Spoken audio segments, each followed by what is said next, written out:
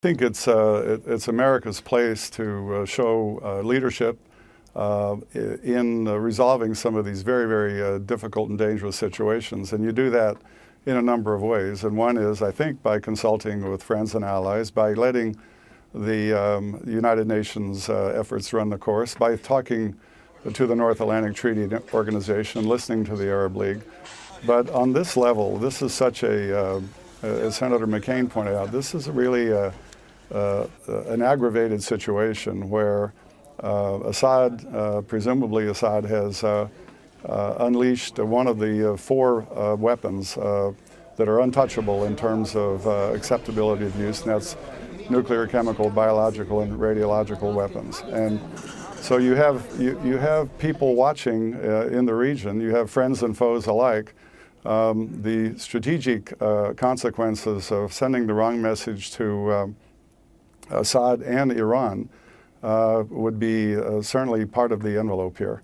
So I think you have to ask yourself, what are the consequences of taking action? But maybe even the more important question is, what are the consequences if you take no action? And if you take no action, you're inviting more of the same, and you're sending precisely the wrong message to our other antagonists in the region who are building a nuclear capacity, and that's Iran.